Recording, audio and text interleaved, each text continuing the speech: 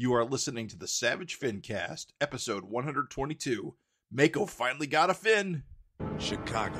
A criminal mastermind called Overlord held our city in his terrifying grip. Ordinary cops were losing the battle against Overlord's super freaks and mutants. Then, a miracle happened. When I found him, he had no memory of his past. I helped him find an identity and a life. Now we have a fighting chance. Now we have the dragon.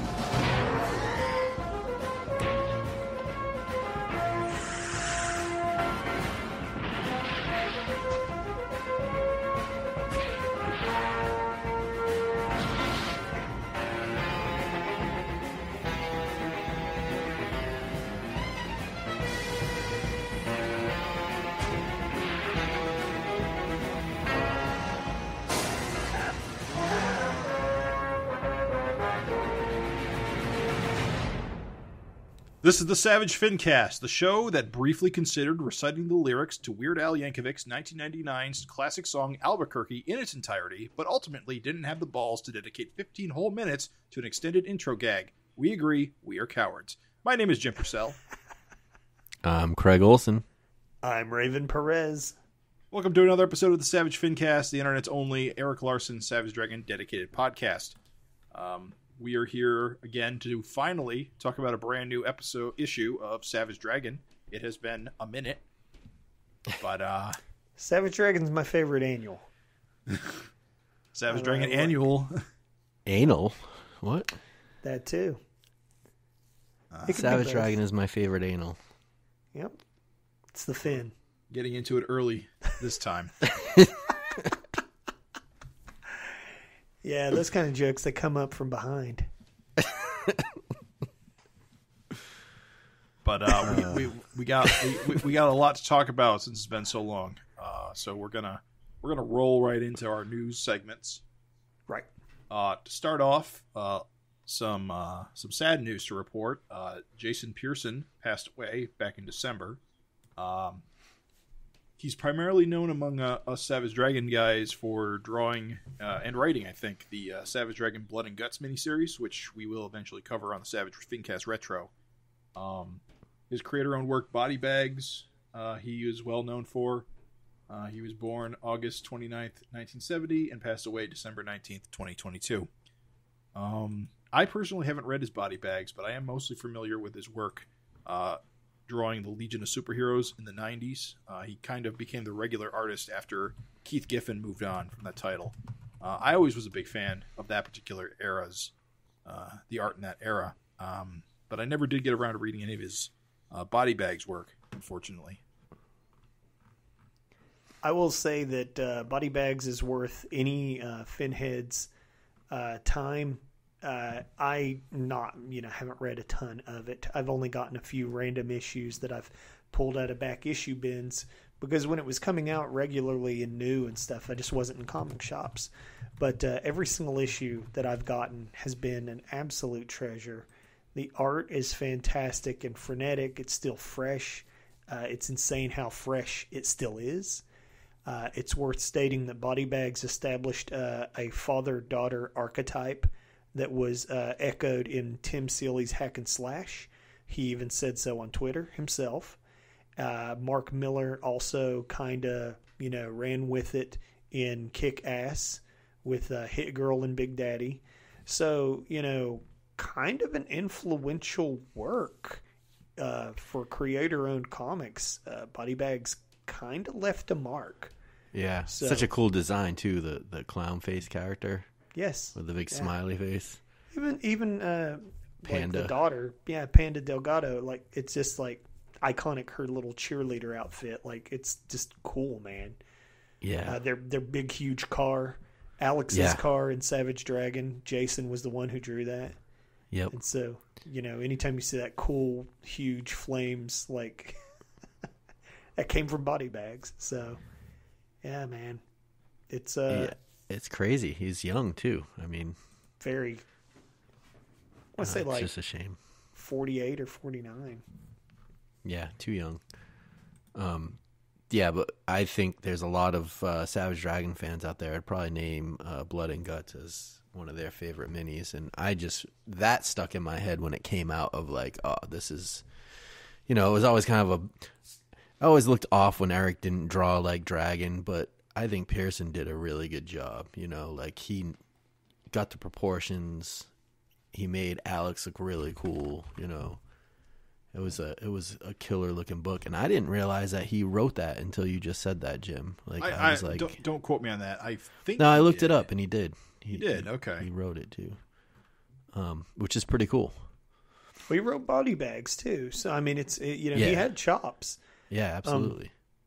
Yeah, it's definitely worth picking Body Bags up if you haven't read Blood and Guts. To me, like you said, Craig, it's as strong as Dave Johnson's Super Patriots. And didn't he draw the second issue of Vanguard as well? Yeah. Yes. Yeah. Yeah. I mean, you think about that, like some of those minis that Erik had, and I know we've mentioned it in the past, like, Liefeld's comics are all drawn by like Liefeld clones, but Erik had some like heavy hitters in the beginning with his miniseries, Pearson, Dave Johnson, like a bunch of talents to draw these. Joe Mad, Adam Hughes. Yeah, and they weren't Larsen clones, obviously, and it just, I don't know, it holds up. Yeah, man. It's just a shame. Soon. Yeah, it's a shame. I say the best way to honor any comic artist is, get their work. If you want to honor a creator, get their work, talk about their work online. If you enjoy Body Bags or Blood and Guts, just share it. Because, hey, man, for a comic creator, it's what you spend a significant chunk of your life doing. And so you want to honor this guy. The cool thing is that, there's all kinds of really great ways. You get to read his work and you can spread it around and share it with your friends. I'm sure it'll mean a lot to his family, and it'll enrich your life just getting to see this kick-ass work. So definitely a great way to honor a great cartoonist. All right, well, let's move on to the next news item, and it is something pretty fantastic. Friend of the show, a guy that's been a co-host with us, Scott James. As you guys, Savage Dragon fans know his backup stuff and his covers. He drew an awesome back cover for our Super Freaks comic.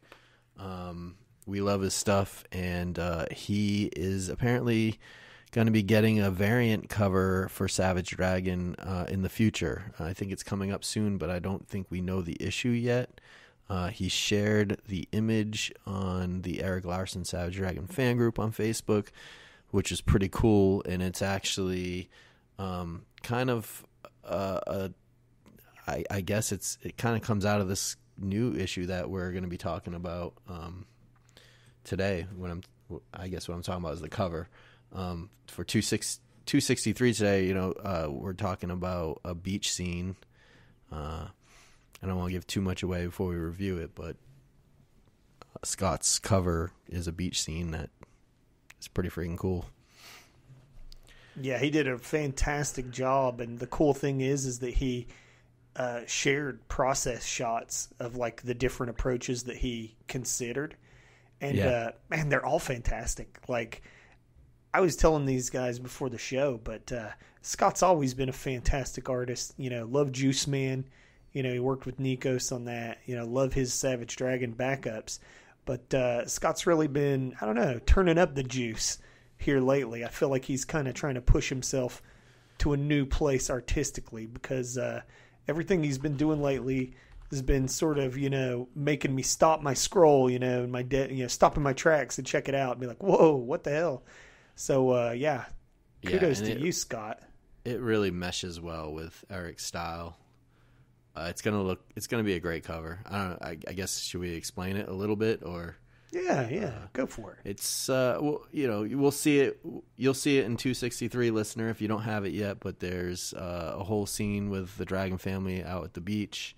On Scott's cover is like Maxine's kind of in the forefront, all sexy in her bikini, and looks like Malcolm running to kind of cover her up. but it's really well done. Yeah, he's got a couple different takes on Maxine, but he just does a fantastic job. I mean, every one of them could have worked, but the one he went with, I think, was the strongest of the ones. But yeah, man, just hats off to Scott. Yeah, kick-ass guy. I'd love to see another backup from him. And I think, well, this, I don't think I know, this is his first variant cover. He's done back covers and he's done, backup comics, but to get your own variant for Savage Dragon, that's something pretty special. It's rare. There's not a lot in the book's 30-year history, is there? No. Not a lot at all. And most of them are for, like, super anniversary issues. Yeah. So that's real cool, man. I mean, fucking happy for Scott, and it's a beautiful cover. Like, I just can't wait to see that bad boy in print. Yeah, with the logo. That would be cool. Rolling right along, man. We're going to go ahead and do the FINteresting Conversations, where we like to, throw something out there and see what you guys throw back at us. It's been a long time. You probably forgot what the hell we're even talking about. I forgot what the hell we were talking about. Yeah, me too. As I read this, I was like, wait, what? But last time we said, did the original crossover issues or this crossover encourage you to pick up Spawn? If so, are you still collecting? If not, why? So, going to kick this bad boy off. Hello, Finheads. I had been following Spawn on and off for a while, and when it was announced that Larsen was doing Spawn, it got me interested in picking up both Spawn and Savage Dragon. At that point, I was picking up Spawn on big issues or with certain artists on board. Currently, I'd say now my issues of Savage Dragon have outdone my Spawn issues. That has a lot to do with the FINcast and from reading the archives. I do enjoy the new writer of Spawn. He does a better job of progressing the story better than Todd does. The first 12 issues of King Spawn are actually amazing. As far as art goes, Javier Fernandez is a great Spawn artist, and I like him as much as Capullo. My 14-year-old loves the Gunslinger comic. I'm trying to broaden his taste, but just happy he's found a comic he likes and reads. And currently, I do not have the main Spawn comic on my pull list, just King Spawn and Gunslinger. I'd say once Javi leaves King Spawn, I'll probably drop the title, I figure. Anyway, keep up the great work on the FINcast. Thanks, guys. James Sheehan. Thank you, Big Jim. Always good to hear from you. And what about you guys? You get drawn into the Spawn alternates? No. King Spawn, Gunslinger? I will be honest, I was more interested in those than I have ever been in Spawn before, but still no. What about you, Craig? I didn't pick them up. I picked up like the first issue of, I don't know, one of them. There was a couple of Scorch. them. Maybe. I don't know. I felt bad because I was like flipping through it, so I was like, I should just buy it. I looked through half of it or whatever. But Spawn really has not kept my attention. But I will say it looks more interesting than it ever has to me. Like if there was ever a time that I would probably be persuaded to buy it, would probably be now, with it more in like the superhero direction, it seems like. Right. But no, I have not purchased Fair. them. Fair. What about you? Oh, hell no. No. No. You couldn't pay me to read Spawn. Well, I don't know.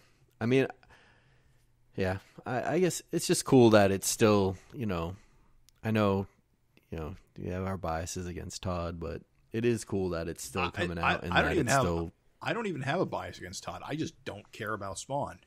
Yeah. I just do not give a shit.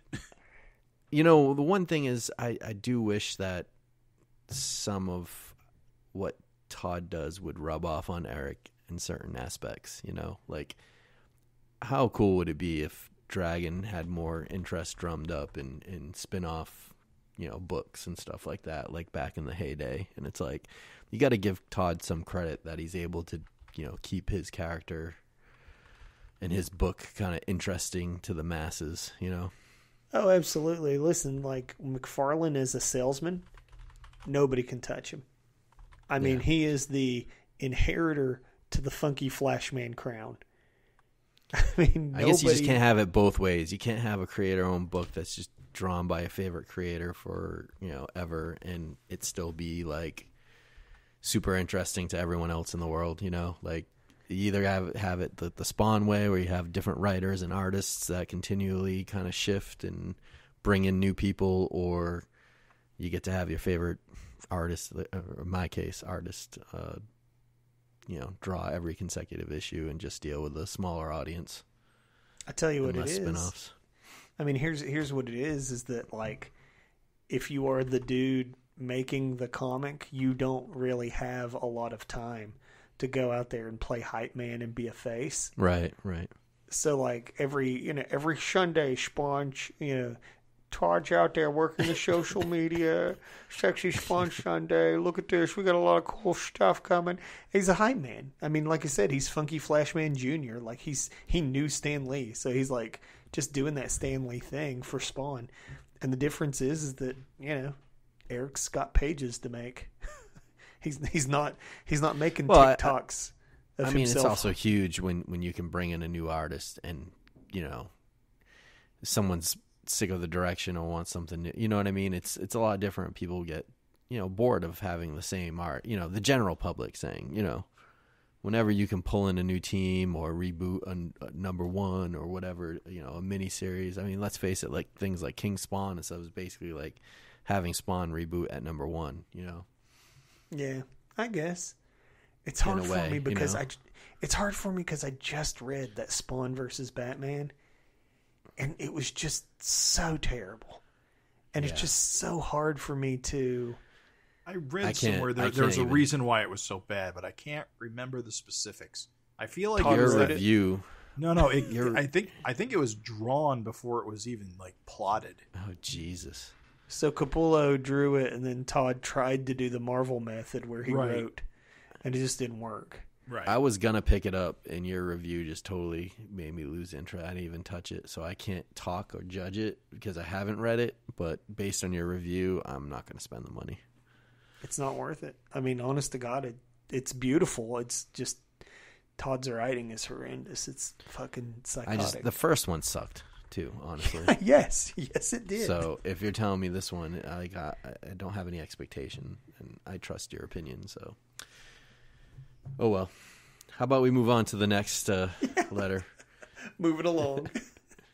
All right. Let's see here. Right, it's the next one. Okay. Well, I was looking forward to getting a couple more issues of the Savage Dragon before the year was out, and then I listened to your excellent interview with Erik. Man, it doesn't sound like we'll be seeing a new issue anytime soon, huh? I guess I'll have to continue climbing the walls waiting for my next SD hit a bit longer. At least I've got the Savage FINcast to keep me going in the meantime. I have a question for you fine fellows regarding the long delays between issues. Do you think Erik should acquire a bunch of inventory issues in order by other writer-artists that he could use when he's falling behind schedule? Kind of like what Jim Shooter did at Marvel during the 1980s. Maybe he could get the likes of Mark Englert, Corey Hampshire, Frank Fosco, Scott James, P.J. Holden, Raven, etc. To do stories set at any point in the book's history. Yeah, I know Erik would never do that, as he wants to have an uninterrupted run as a creator of the book, but if he knew that there was going to be a lengthy delay between issues, maybe he could publish these inventory issues as one-shots. Do you think Erik and the readers would benefit from this approach? And this is by Stephen Newbold. Oh yeah, and have a happy new year. Thank you. It's an interesting idea. I think inventory issues are a product of their time. It's not really something that you see anymore, simply because the way inventory issues usually worked was that you'd get some scripts and throw them in a drawer, and if you were running up a deadline, you would pull a script out and throw it to a random artist. Because back in the day, back in the 70s and 80s, printers had very strict schedules, and you could not, under any circumstances, miss your printing window, or else you would get fined out the ass. That's still the way it is. Yeah, is it? Yes. It's like the subscription type, whatever, right? Isn't it like you have to schedule months in advance with some printers? Oh, I thought it had loosened up, which is why everything was late all the time. Oh, I don't know. I hadn't heard that. I mean, I kind of like the one-shot idea, not breaking up the actual series run, but I think there's two issues with this. It's mostly in that I don't think Erik likes doing stories that just kind of go in the past and don't do anything. I don't know. Well, I'd say there's a couple of things. Erik wants to have tight control over what his characters do, and obviously it would tie into Savage Dragon, so it means he still has to take the time to write them. That's true. He would probably want to take the lead on at least plotting and scripting them. And then inventory stories means you hold it until you need it, but right. Whoever he has doing this will need to get paid or something, unless they do it for free, but not many people want to do that. So yeah. I don't think Erik would let them do it for free. I think the logistics are difficult to do something like that. Right. I would just say the only thing, and I've said it before, so long-time listeners, sorry, it's the same old song for me, but I do think that there's things that Savage Dragon could do. We lightly touched on this in the last question, is what's so funny. There's things that Savage Dragon could do to help through, droughts and stuff like that, and I know that Erik does not want to relinquish control or fill out, his run with other people's. And dude, I don't want him to either. Yeah. But if you're going to go an entire year like 2022 was, where we only got 2 issues? Yeah. Yes. So if you're going to do something like that, and it's coming, and it can't be helped, you're working on the omnibus, personal situations, whatever it was, could be everything, who knows. But I wish that there were he was a little more open-minded to things like digital only. Yeah. Or some print-on-demand stuff. We interviewed him. He doesn't even know what print-on-demand is. But I'm just saying, he doesn't get hit. He doesn't need to know. He got a publisher. I know you say that, but Jim, you got to understand that Erik has said, the reason why I keep banging that drum is that Erik has said before in interviews with us that it's a matter of he doesn't want to drag Image of the company down with books that have low sales. So if you're talking about a book with the dynamic, with the deadly duo drawn by Raven Perez, it's just not going to move units. But if it's a POD title, it doesn't matter because you don't have any standing stock. It's printed on demand as needed. And so it doesn't hurt Image at all. It's not a hindrance to anyone. It's only a gain. There's no negatives. And it's just a nice little. I mean, there's a what's the word I'm looking for? There's a branding problem with that. I don't think Image wants to be associated with print on demand quality. Well, the thing is that it's creator owned, and Erik's also a founder. So even if he wasn't a founder, Image creators can do whatever they want because they own the IP, and Image can't stop them. So that's a normal creator can do anything they want. Erik's a founder. He can definitely do whatever he wants.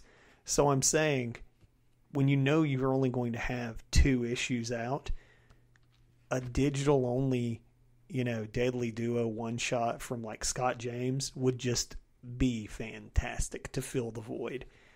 And it would be digital only. It wouldn't hurt there'd be no printing cost. It wouldn't hurt any bottom lines. There is a matter of compensation, that can't be avoided. And so it's not Are you talking about full 20-page comics or short run stories? It's digital, so it could be anything. It could be a 20-page one shot. It could be bigger. It could be shorter, whatever. I don't, I've never heard of people buying shorter digital stuff. But I'm just saying, I think Steven has a point. I mean, if you got a year, dude, the thing is that those 2-issue years kill the fuck out of momentum. My feeling on the matter is that it's not like we got nothing except those 2 issues. We got Ant all year. Granted, and it Super wasn't, Freaks. And Super Freaks, but that hardly counts. Counts to me, Jim. Don't count. I guess I'm saying is that I don't think Steven's completely off base here. I'm not saying ever have some third party do a numbered Savage Dragon issue. Never. I never want to see that. I never want to see, Corey Hampshire evens like fucking, or even if it's Corey Walker. I don't give a fuck if it's someone who I would be like, oh my God, Greg Capullo did a Savage Dragon. No, dude, I never want to see that. I only want to see Erik Larsen on numbered issues. But if fucking, Mark Engler did a Freak Force one shot, even if it was digital only, I'd be hyped as fuck to get that. You know what I'm saying? So I just think there's little things. You're talking about, like Craig said, that, there's things that Erik could learn from Todd. Yeah, dude, there's just some room. That's all. I'm just saying I do think that there's things you could do to fill the void a little bit. You know what I mean? Yeah, right. It's just me. That's just me. No, I get it. I think that, the original question of just like having those kind of fill-in issues, that's definitely not going to work. But I agree. I mean, if you thought, I'm going to be working on this this bound collection, and it's going to take most of the year, maybe it would have been nice to see if you could get some kind of one-shot or mini going to kind of help, where he could just kind of script something loosely and bring in some talent or something. Something that might drum up interest from people that are fans of the artist or someone that hasn't read Dragon, Yeah, just keep the pulse going, that's all. You could always write some kind of Malcolm adventure that doesn't really have to like tie in with the main book, I just think there's a more straightforward way to do this instead of going through all the print on demand and those kind of hoops. Just do like short web comics, and then once you get enough material, bundle them up into a one shot, get them into print. Yeah. Just print them through Image. But just something to keep people thinking of the book. Although, it's not like he was, fucking around. The cool thing is all that time spent was to put together, what do they call it? It's not called the Archives. What's it called? The Ultimate Deluxe. Ultimate, yeah. So hopefully, the effort put into that will bring in readers by, purchasing these collections. So again, it's not like, there's two issues and I think he it's wasn't selling doing well. anything else. Oh yeah, I think it's sold. I think the first run sold out. I'm pretty sure. Good sign. Good. Hell yeah. All right, so should we go into our new FINteresting conversation? Yep. Shoot. So just for listeners, any new listeners out here, this is where we're going to pose a new FINteresting conversation. You can feel free to answer or come up with your own question and write in at savagefincast@gmail.com. So our new FINteresting conversation goes like this. If Malcolm and family leave Canada behind, what would you like to see happen to the rest of the cast? So, in other words, if they move, which Erik has hinted at, and it's kind of hinted in this new issue we'll talk about, and they move far away from Canada, what would you like to see happen to all the supporting cast that's still in Canada right now? Write in at savagefincast@gmail.com. All right, so let's kick it off. Who wants to start? I nominate Jim. Okay. Well, I absolutely would like Captain Tootsie to follow. Of course, he's in space right now. I'd hate for the book to lose Captain Tootsie. He's definitely one of the standout supporting characters at the moment. As is what's the tiger's name? I forget. Talkie Tawny. I almost said Tawny. Yeah, it's not Talkie Tawny. It's Walter. Walter needs to go with the family too. They need a house pet. It would be nice if Greta Gearbox would show up at all. I really like her being around, but she hasn't been around in a long time. I think those three, Tootsie, Walter and Greta should be like the core, like supporting cast, supporting superhero cast, like Dragon used to have. I just feel like they're the strongest characters to come out of the Toronto era. Even though we don't see many of them a lot. North Force can just stay in Canada. That's where they belong. Just go away. They're fine, but go away. I don't hate them, but they're pretty typecast. I mean, that's really it for me. And by you, Raven? Damn, Jim. I mean, it's almost perfect, man. I can't really fucking go against what you said too hard at all. I will just say that I would be happy to see... I hate to lose Paul, because Paul's so interesting. I mean, he's so fucking interesting as a character, because he's Dragon, but not. He's from another dimension. You know, there's so many good things about him. At the same time, if Paul was just Alex's just happy ending, I'd be okay with it. Right? So I'm willing to let Paul and Alex just stay behind.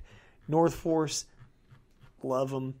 I frankly think that there's too much cool stuff still on the table in Canada. I frankly think that the VC's up there. I think that you kind of need this book to have, even if Malcolm and them move away, I think they need to be like, oh, go, hurry up here, Malcolm, eh? We got to deal with Thor. We just can't stop him, eh? Get up here, you moose turd. Like, fucking, you need that, dude. And so I'm going to just suggest that Malcolm be... I would love to see Tootsie remain in the book. I'd hate to see Tootsie left behind. I mean, it would be... to me, that's a mistake, right? I would like to see Tootsie be a means for Malcolm to be able to quickly return to Canada when needed. And I don't want them or even expect them to have him be in Canada all the time.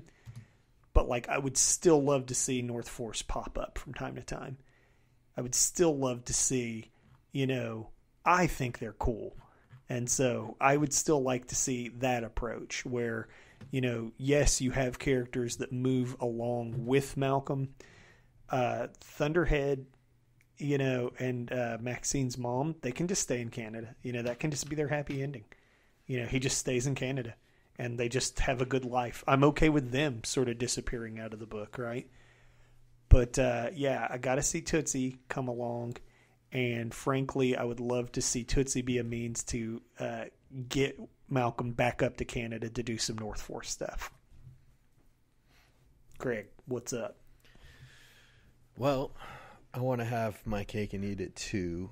I think, we'll talk about it in this new issue, but, spoiler alert, it doesn't really matter. We're going to talk about it, but they're going to offer Malcolm a chance to create SOS on the West Coast. So why doesn't he just pull all his buddies, have Paul be their mentor, like coach? Mm-hmm. Oh, that's good. Malcolm leads, bring in Thunderhead, Angel, the Johnson twins. Let's see what they got. Oh, yeah. I guess, we're you're seeing right. Dixie Dexter. Paul should be played by TV's Craig T. Nelson.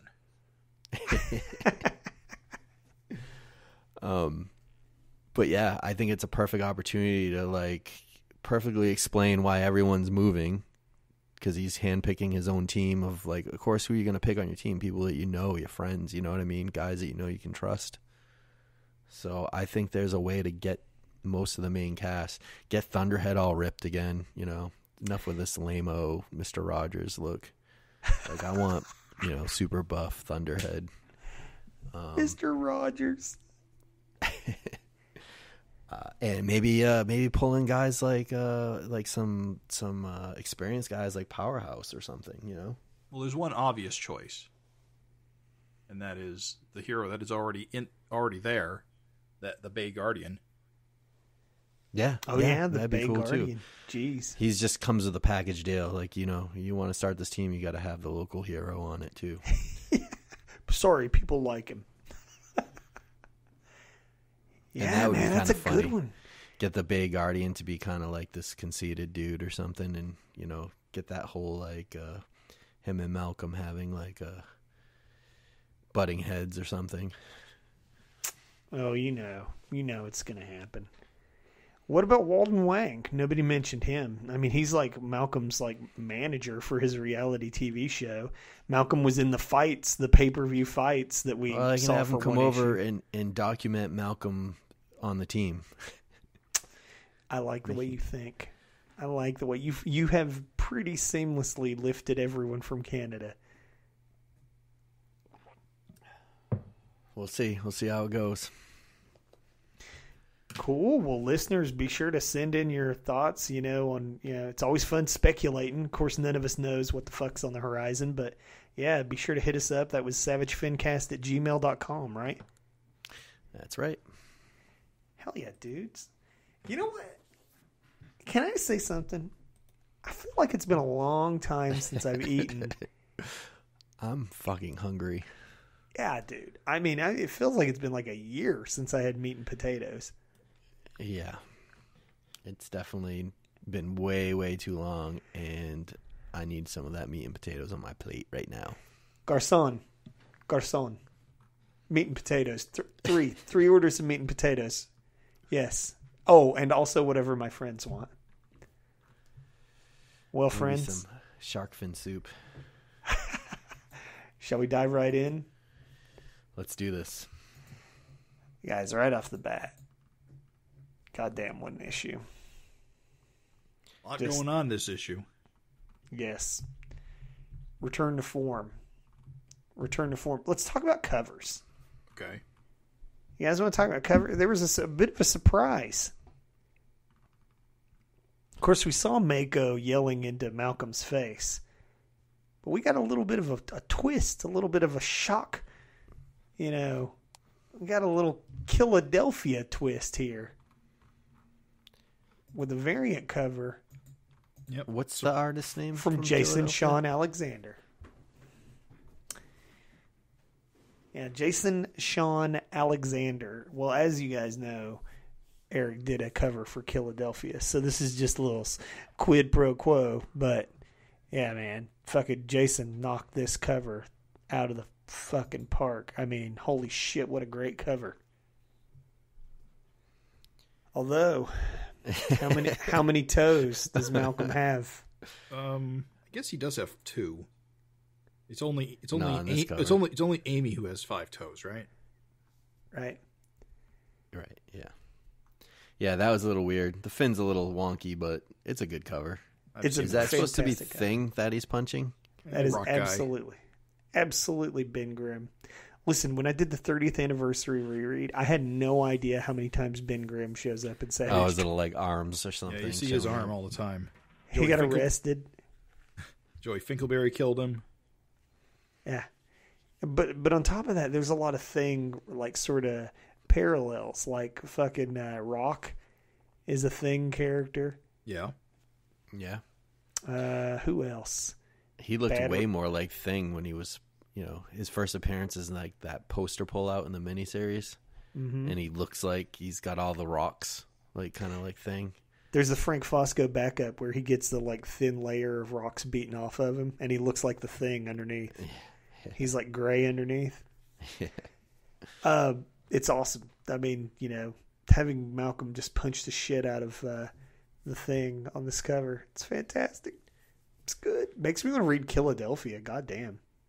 Yeah, I like seeing other artists' interpretations of Malcolm and Maxine because you don't get to see that a lot. And, most of the stuff we've seen is original Dragon, so always cool to see another artist's take on Malcolm. What about you, Jim? You've been oddly quiet. Well, what is there to say? It's a cool cover. Color usage is really neat. Mm-hmm. And now you're a notorious variant hater. Oh, yeah. Are you going to be able to resist? Absolutely. I mean, I'm not going to buy it in print, so the opportunity to get it, this cover is nil. So wait a minute, you don't collect the print anymore? No, not since like You didn't know that? I stopped collecting pretty much all print. I haven't had a print Savage Dragon since like 170 something, 180 something. Can I have your old Dragon comics? No, mine. No, I gave. Remember that Chris Iliopoulos variant cover with Dragon? I gave that to Gavin because he didn't have a copy. Cool, man. We gave away one of those covers on the FINcast too. Huh.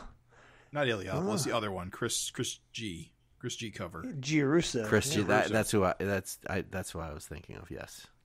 Whatever number that issue was my last print Savage Dragon issue. That was a long time ago. I had not seen Chris Iliopoulos' face, and he on his Facebook put his face up, and I was like, "Wow, I don't know why I'm so stupid, but like I've seen Chris G, and for some reason in my head, you're mixing them up. I just thought they'd look alike, and they look nothing alike, dude. No. Not even close. Easy mistake. I make it all the time. Yeah, not even a little bit. That was SD 183, which came out back in 2012, which was when I started buying digital. 2012. Jeez. 11 years ago. I cold turkeyed that shit as soon as I could. What are you going to do when the big MP hits Earth and you lose all your comics? Well, I think we're going to have more pressing concerns at that point. Nah, dude, I'll be reading my comics by candlelight. I'm just going to sit in my basement surrounded by comics. What are you going to do when your basement floods, your house burns down? Tell me that, Raven. I don't have a house, so stick that in your pipe and smoke it. I'm just going to jam them all in my shirt and run out of the house. Yeah. It's more likely your collection will flood than EMP is going to wipe out my collection. Oh, we'll see who gets it first, buddy. I don't think so. I think you're way more likely to get struck by an EMP. There's a green meteor coming. I think your days are numbered, mister. A green meteor. Yeah. It's new to me. Google it. Oh, wait. You won't be able to when the EMP hits. At any rate, this covers the bomb. I think it's great. He fucked up Malcolm's toes. But listen, I love the guy anyway because, like, he just brought it. And can I just say that, like, again, I will never miss an opportunity to shit on Frank I know Cho. what you're going to say.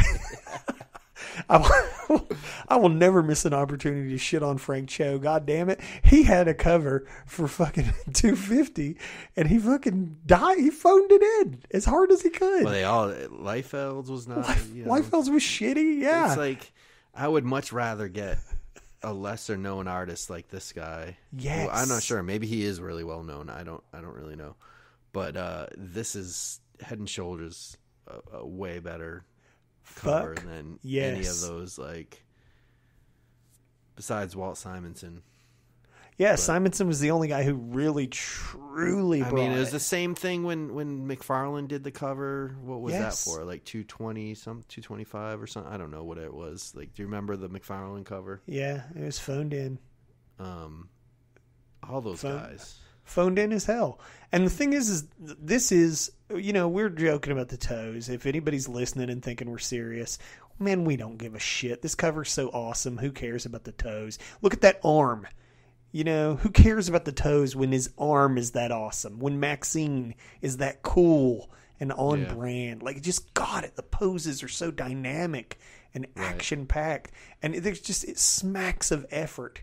And then you close your eyes and you envision that, like, Frank Cho, like, fucking, I don't know. I'm just saying, hats off. Knowing what Frank Cho can do. Yes. Dude, that's what makes it suck. We're just going to talk about that every episode of the FINcast from now on. Dude, I don't give a fuck. Like, if it's pertinent, I feel like it's worth bringing up because guess what? When you do work, it follows you around. And so, like, this variant that just randomly hit on 263 smokes variants by guys that are, like, industry legends. And it's just like, I guess I'm not so much shitting on those guys still yet because we established that they had a chance and they blew it, so much as I'm just saying hats off to Jason Sean Alexander because he fucking totally swung for the fences when he didn't have to. So, my hat's off, dude. Anyway, pretty good issue behind these covers, huh? Yeah, Jack Morelli on the lettering. I'm down with, man. He's picking up the slack. Yes. Oh, absolutely. He filled in really well, and it's almost seamless for me now. Really digging it. And of course, Nico's colors always a treat. Let's put it that way. But even MVP Erik seems to have brought a little something extra this issue. Yeah, this issue. I mean, you guys said it in the beginning, but there's a lot of hatching in this issue. Just I don't know. It's just really well done. It's since issue 250. I feel like Erik's found a spark with his art, and agreed. The panel layouts and everything. Agreed. I mean, this issue, there's just, like I said, a little extra oomph. There's just things he's doing different, even on characters like Maxine. It's like, he doesn't have to deliver new Maxines, and yet there's just stuff happening in this issue where it's just like, God damn, dude, like the way he drew Maxine here is just like you've never seen her drawn that way, and he just did such a good job. New poses and different things. Like you said, you're absolutely right. Like I did notice that looking through, like, oh, I haven't seen him do that before. And it's like, how does he keep doing that after, 260 plus issues? Somebody asked on the Facebook group what my opinion was of the complete reread. For the 30th anniversary, we did a reread. And dude, my number one takeaway is that people who think that the art got worse are just so fucking delusional.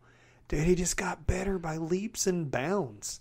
It's fucking crazy. So many things with like hatching, line weight, panel composition.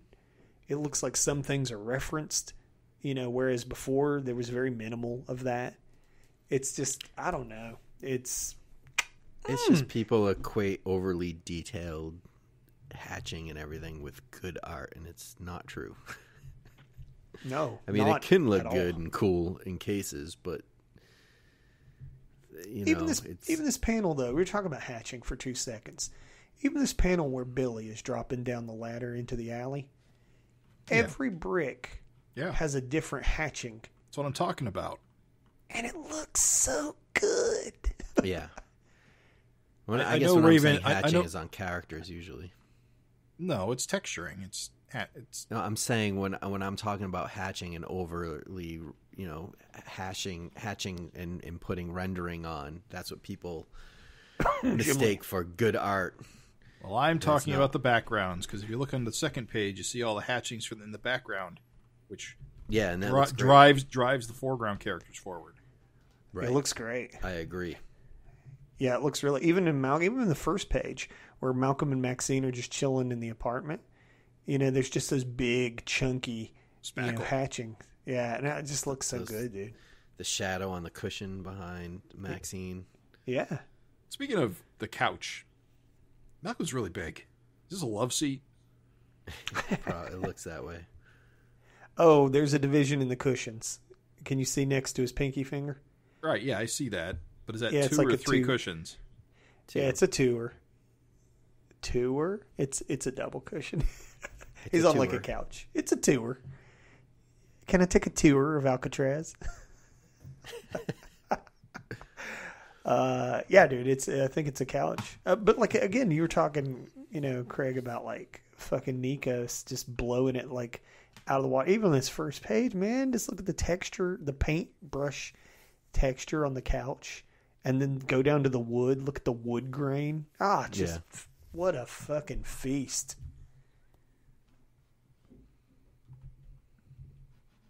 So, content-wise, Malcolm's kind of lamenting the fact that he killed an entire hospital of people. Malcolm just can't stop killing people. Just can't stop, dude. And the real interesting takeaway here is that he kind of says that, like, he's just, with COVID around, that like using his blood to cure people is just a no-go. Right. Because if they've got COVID, you could kill a whole hospital. Well, that's the thing. Seems to be putting a cap on the blood healing. Yeah, for the time being. fix. Jim, you got to be happy about that, right? Yeah. Well, as long as it sticks. Oh, yeah? Which, to be fair, it doesn't, because it does come up again in this issue.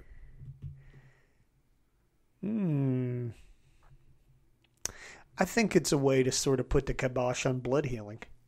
Yeah. I think it's like, to put it on for blood transfusions to like other heroes and just kind of keep it in the Dragon family. Well, even though Sarah was a fucking hero, right?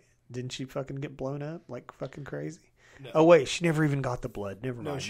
No, she did, but she died before it had any effect. Yeah. Shout outs to prostitutes with animal print that shapes to the contour of their butt. It's a very cool artistic touch. This is not just perversion. It's just a cool artistic touch. I think it looks cool. Yeah. Oh, prostitute, we hardly knew you.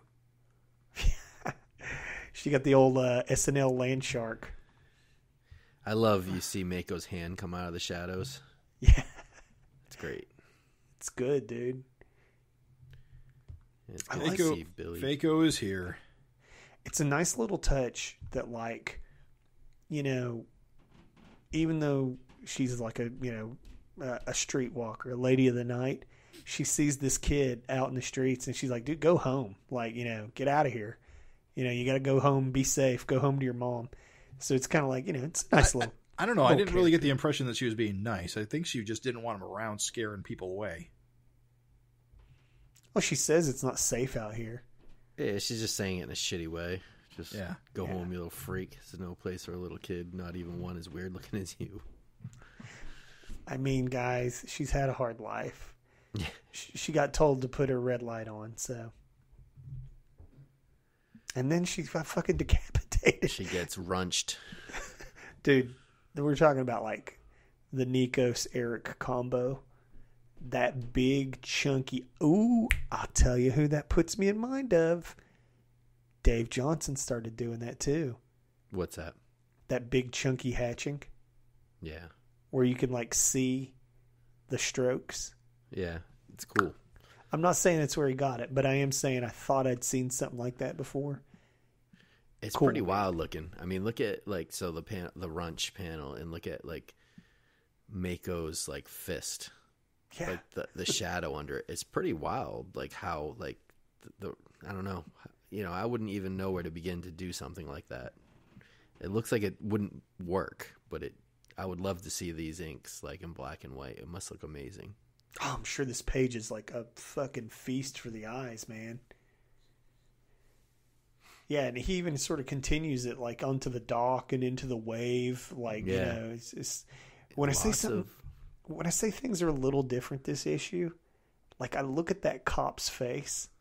Yeah. And I just feel like a little more realistic or something. Yeah, dude. I'm like, is that based on someone? Like, that's just a little different than a. But then the other cop in the background is really kind of shorthand. Yeah. So, I don't know. There's some cool stuff going on this issue like that. Is Mako naked throughout this issue? Yes, I was going to bring that up. We never see below his pants, or it's always covered up strategically. But I'm assuming he's naked. I'm assuming he's naked too. Like, I think this guy's fucking apeshit. He just goes in, just eats a chick, and drags her into the water. Did not inherit Mako's Namor costumes. He really embraced his like shark. I think not to jump ahead, but it's like he just really embraced this shark thing in a way that Mako never did. Well, he's a serial killer, and now he gets to serial kill, like with impunity. Yeah, I mean, is he eating for like subsistence, or is he just I think he just likes to kill.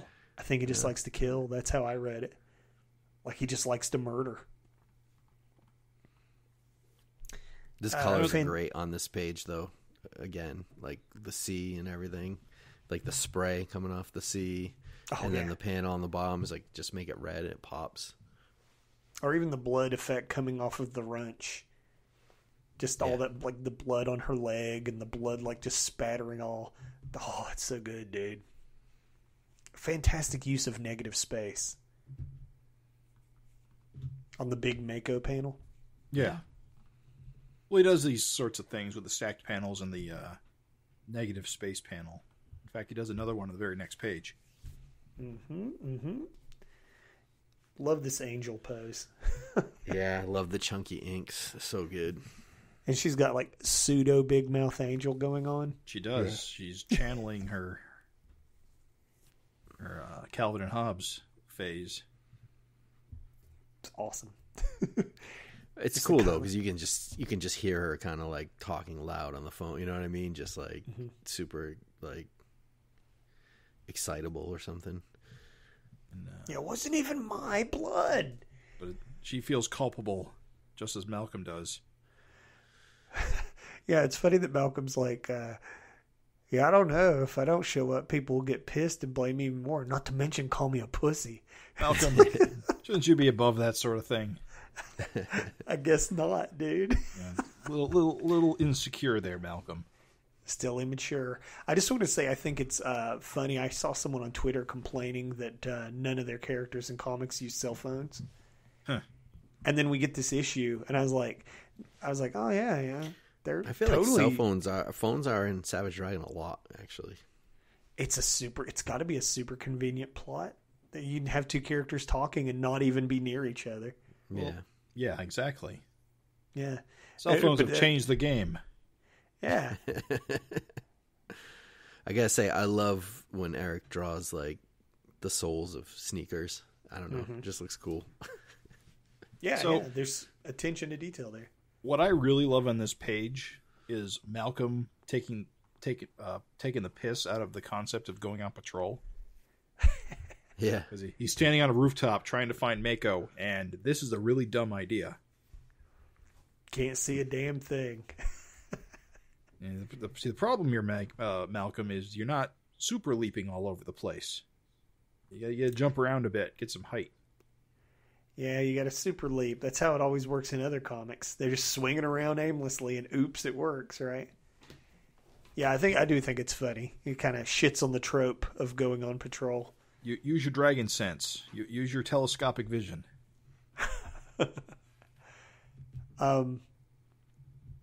Yeah, man. And then we get this funeral page, and it's funny because in the interview, Erik had mentioned, he's like, I gotta draw another funeral scene. And he's like, and I was just thinking, I was like, well, it is funny because on the mini rereads, like on the reread, it's like, oh yeah, like all of the funeral scenes do kind of take place in the graveyard. Like you've got the shot up from the grave. Yeah.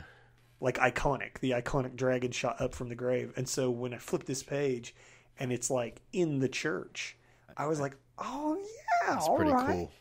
It's very cool. Someone needs to on the Savage Dragon like fan page on Facebook is to do like a collection of all the like splash funeral pages, like just so we could see all of them throughout like the history. Oh yeah. So real quick, guys, it's time to play Name a Guy. Name a guy, point him out. I see Golden Age Thor. Yep. I see the Black Terror. Thor the Mighty. Black Terror, Is yep. Thor the Mighty? I see Black Terror. Thor the Mighty, yeah. Yep. Who is the blonde guy up above Daredevil? Above Daredevil. Samson? The one next to Powerhouse? Yeah, he's on Daredevil's red half. He's not enough detail. The guy with the tell. long hair? Yeah. He doesn't have long hair. Are you talking about that's Thor?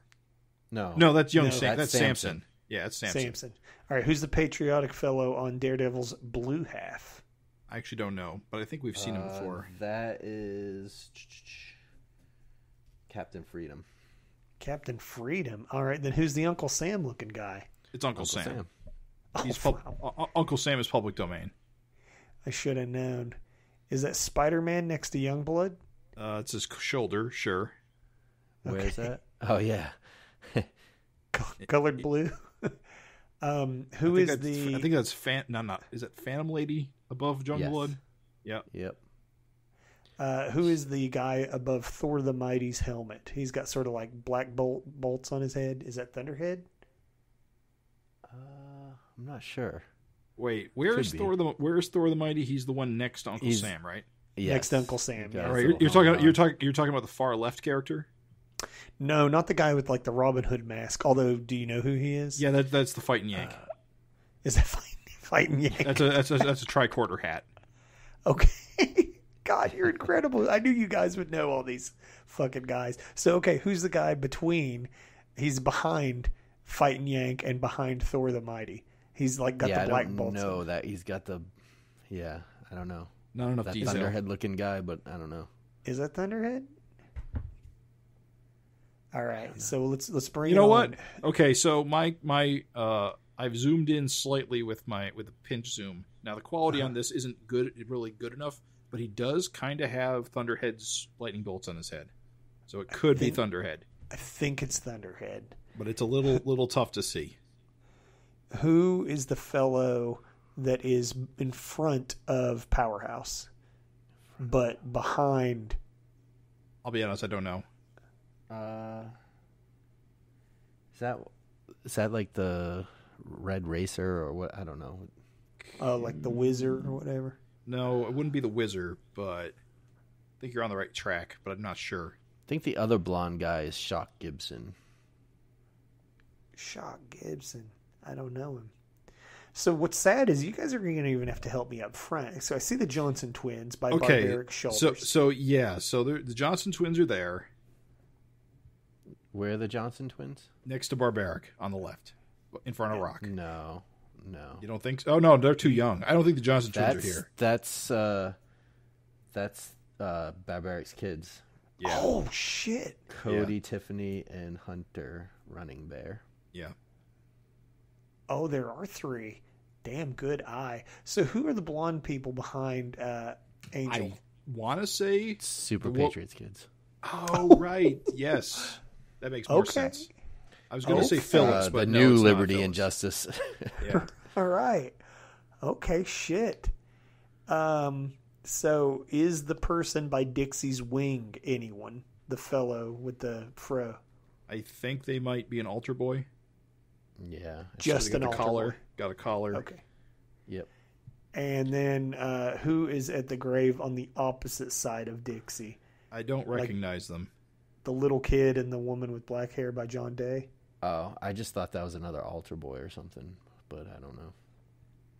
I mean, it feels like, well, the thing is, Hortus doesn't have any family because they died. They killed themselves. So maybe, I don't know if she might have had more family, but I'm not sure. Who's the big fella in the center with the green fin? That's the Hulk, obviously. You missed the clock, the guy that's got like the grifter-looking mask. I was wondering why you guys didn't ask who that was. I forgot he was the clock. The clock. I just hate that mask inherently, so I just wanted to avoid that dude. That's there a Golden Age guy? Is there a Golden Age guy with grifter mask? Yeah, that's the clock. Old style thing. Kill me. The next issue special had a cover by Mike Allred with the clock on it. It was really cool, actually. Cobra Commander had the mask face before Grifter did. And I hated that too. Like his silver dome helmet's 1,000,000 times cooler.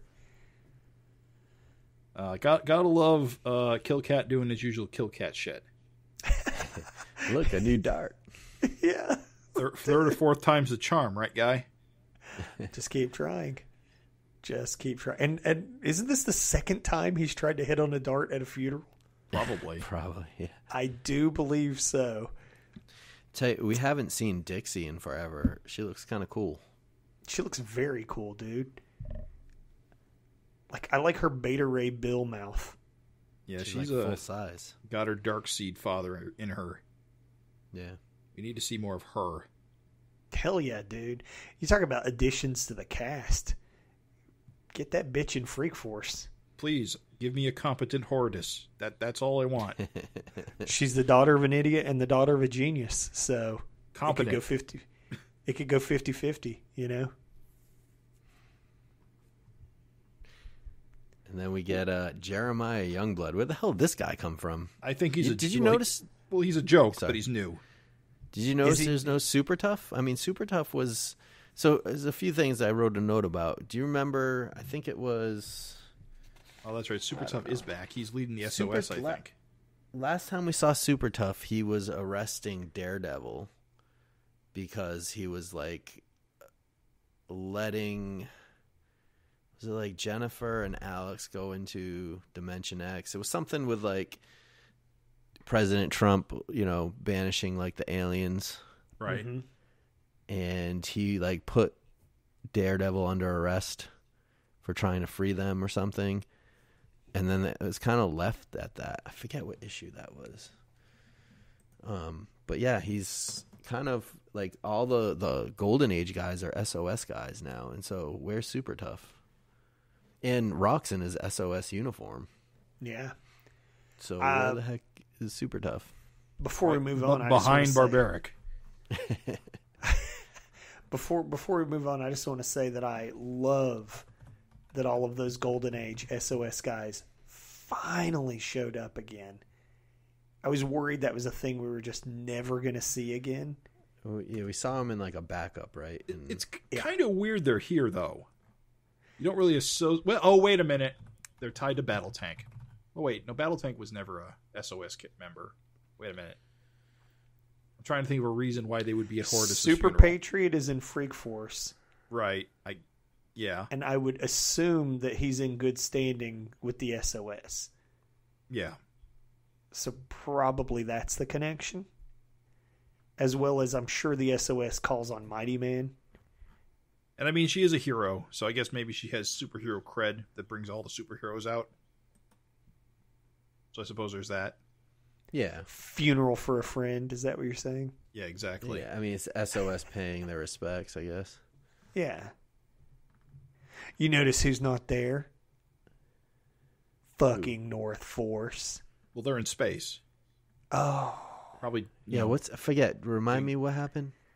What, with They had North to go Force? destroy the rock people before. He's like, they'll be back unless we take the fight to their home world. Yeah, Gotcha. Captain Tootsie grabbed them when they all went off into space. I assume they're getting slaughtered as we speak. They could be making love to those rock people and starting a new race. You don't know. Anything can happen.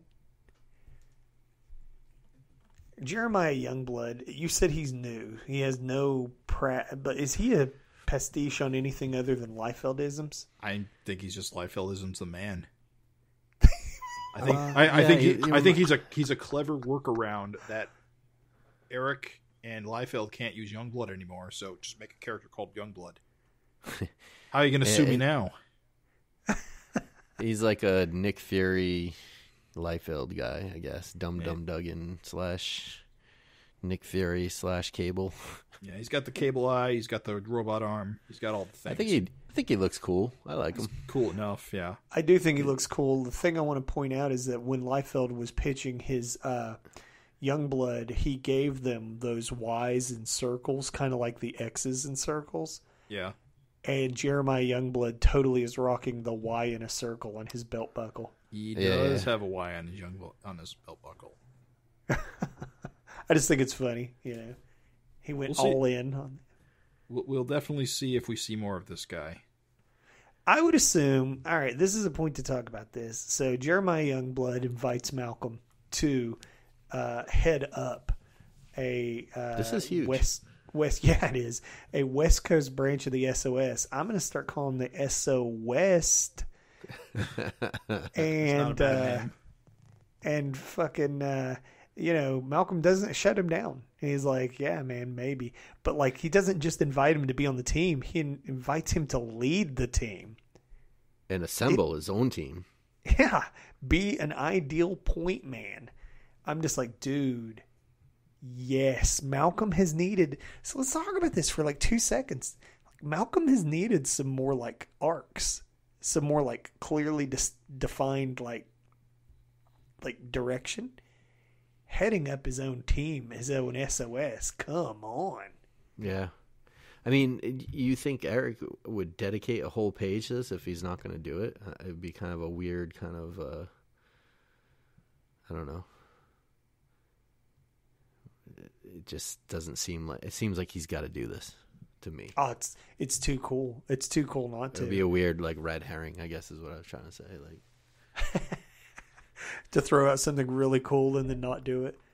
Yeah, I mean, it's I wouldn't put it past him in certain ways, but it just with the talk from our last interview and this, and I don't know, it just seems like it's the next logical progression for Malcolm.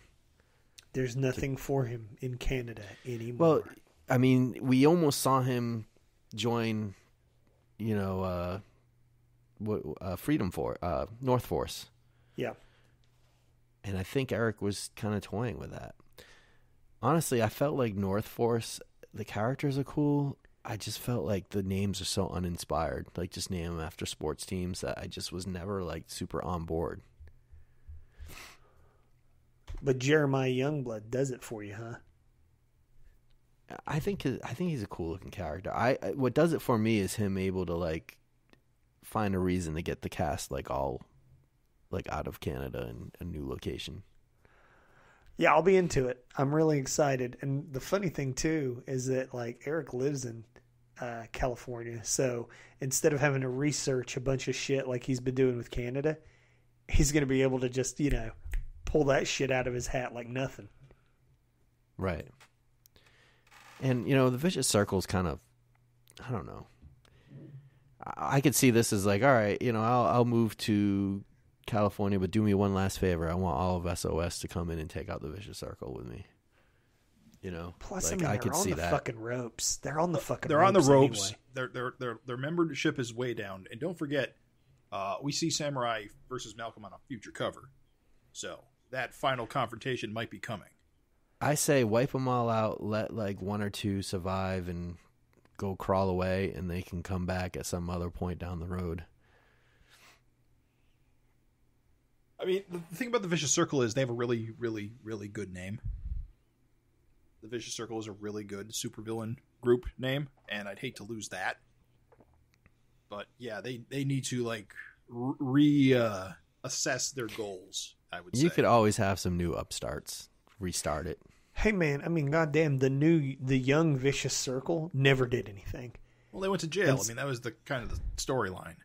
I know, but I'm just saying, like, you have a built-in, like, you could let time pass, and then those guys show up again as adults, and it would be fucking sick as hell. Well, about half of them did get slaughtered by Malcolm and his kids. Oh, they did, didn't they? Remember, they got basically Samurai sent them all to die. That's right. She was cleaning house. I think it's fine though. Like, go ahead. Sorry. I'm just saying that I think what the Vicious Circle needs and what it had with Dart is that it needs leadership that has a goal, and currently they don't. Samurai just wants to be in charge, but she did. We haven't seen any like goals of hers. I just feel like Dart was lingering around for a while. VC's been around for a while. It's time to bring in like a new threat, like a new Dark Lord or a new, whoever, like a new big bad, Yeah. And yeah. I think having a team like that gives it the opportunity. Yeah, something like a new all right, world let's go. threat. Let's go through them. Overlord, Dark Lord, Glum. Who's the Dimension guy? Is it Scourge or not? Yeah, but Scourge. Scourge was no. You're thinking of Darkseid. Darkseid or Deathseed was Deathseed, right? Deathseed. The well, I was going to say Hortus's husband, but no. Battle Tank got infected by whatever Deathseed was. Right. Yeah. But I wouldn't call him a significant villain. I was going to think say he had the ability to be one, but he didn't turn out to be one. Yeah, because Jennifer ripped him apart. Right. But I was going to say Dart. So Malcolm and Dragon and Malcolm. Dragon has had 5 major villains, I would say, throughout the course of this series. Overlord, Dark Lord, Glum. Cyberface, you missing? Cyberface, okay. Cyberface was Dart. a serious threat. And Dart, yeah. So yes, it is time to have another. And I guess, that's right. So there is a character named Scourge, and we did think Scourge was going to be a big deal. But then Scourge Dread wasn't. Knight, too, I would say. But again, he was kind of riding Overlord's coattails and resolving plot threads about Overlord. True. And again, he died pretty quickly Not quickly, but when he got reintroduced, he basically died immediately. Because it was Winston your ass, ass, right? Yeah, your ass was a character for a while. Ronald Winston your ass. And then he caught a dime through the forehead, as you do. Yeah.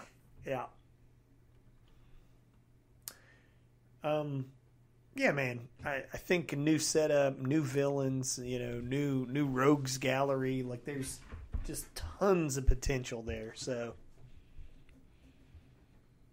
let's all go to the beach. Bikini party summer. Fun in the sun.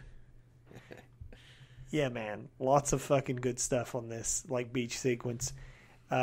Maxine, always fantastic. Erik's always delivering the goods with her. But even, like, just the acting on the kids. Don't forget the speedboat scene. Oh, yeah, dude. It's fucking incredible. Just, like, fucking Mako just one-handed bashing a fucking ship into pieces. And then just chewing and eating these people up. Hell yeah. Don't you love how they didn't expect to die today? I mean, What's cool about, the whole beach scene is just the bright colors, too. Like, the Nico's use of the colors, it's super bright and punchy. It's pretty cool. I love it. Like how blue the skies are with the clouds and stuff like that. It's just, I don't know. It's a little different than what we've seen for a while. Yeah, lots of good blue rim light, like on the kids. Like, it just looks fantastic. Yeah.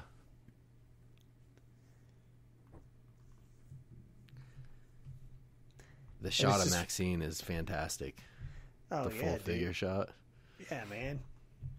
Delivering the goods. Maxine fans are living this issue. It's the good stuff. Lots of great close-ups on the faces and stuff. I like it. Yeah, that's what I was saying, is like just the body language and the posing. And dude, a lot of people can't draw kids.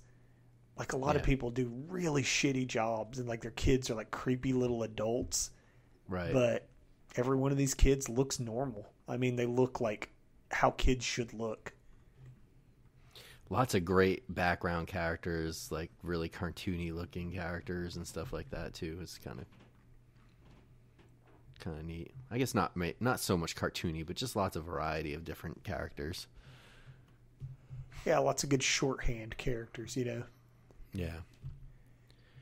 It's fantastic. And the thing is that what's great about this scene is that, like, where it's going. Right. I mean, and so the whole time the kids are like, "Can it please go? Can I go?" And she's like, "Don't go far." And it's like, dude, it's just building. Where it's going. I've seen this movie. Yeah. One of the kids is going to get it, and you just don't know who. So I don't know about you guys. I love you got 2 6-panel pages of just like kids having fun at the beach, and it's just kind of building. You know what I mean? Like you said, it's coming, but it's like, all right, wow, it's kind of, all these little montages of them playing. It's kind of cool, And then in that panel, you see the, you see the kids playing in the water in that last panel. You're like, yeah, this is going to be the page turner. Just go play in the shallow. Go play in the shallow end. I thought the page turner she was just going to be an arm at that point. Yeah, yeah, that would have been good. I did too. We're going to talk about Maxine faces, by the way, guys. Like, just good Maxine faces on this. Yeah. Like this one where she's like, "Let's give them a show." Just good Maxine face. So who's the castle building genius? Is it Dragon's kid or the other kid?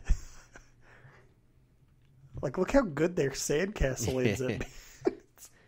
Genius level. Well, if you look back one page, you'll see them playing. You'll see them playing together, and the girl uses Jackson's strength to like pile up the sand much higher than would normally be possible. Yeah. So I think they just made a huge pile of sand and just kind of went to it. So I think it's both of them.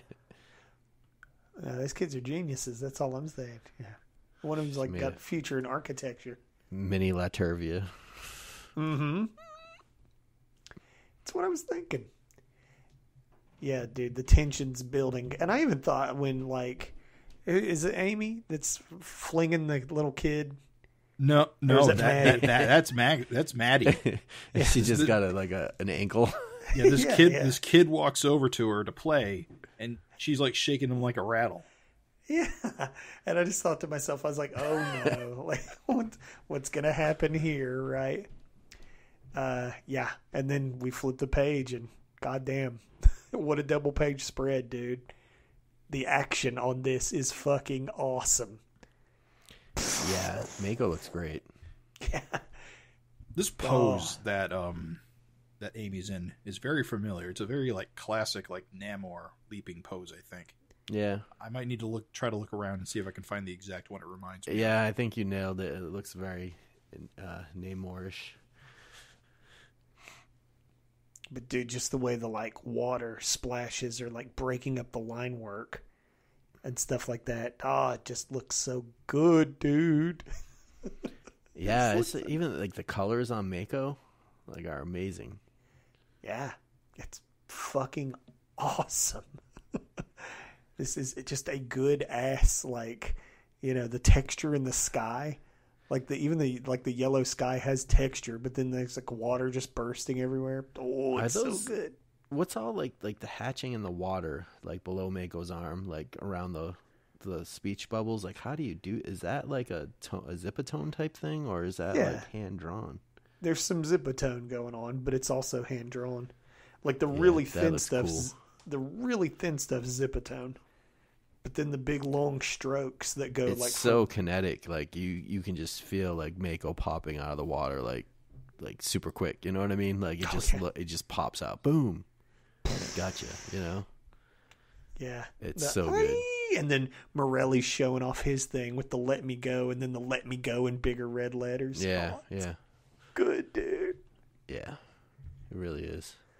And then I love, like, you're getting the like kind of quick, brutal action. You're getting those like panels that are just like, real scratchy with the speed lines. Good stuff. Dude. Look at all these colors. Look at this page, this one page where, I guess Mako's getting his eye punched out. Fuck yeah. Is that what's happening? Or is it? Yes. Yeah. Amy is ripping his eye out. Look how many colors are on these panels. Like, it just pops. Dude, she punches his fucking eye out and he rips that kid's leg off. Yeah. Brutal. Not ideal. I was like, oh, goddamn. And dude, the horror in both the mom's face and Malcolm's face is awesome. Like, you can just, like, when I talk about, like, the expressions and stuff, like, just the look of horror in both their faces, top tier stuff. I love it because Malcolm's face looks weird, but people make weird faces when they make shocked faces. You know what I mean? Like, it absolutely lines up with, like, a type of face someone would make if they're absolutely, like, pissed or shocked or, like, freaking out. You know what I mean? Like, just that look of horror. Yeah. Horror. I can't say that word. Aurora Borealis.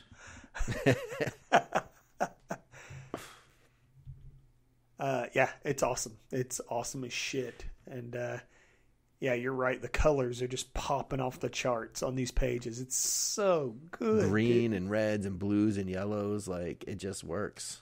The pink of her bathing suit. Like,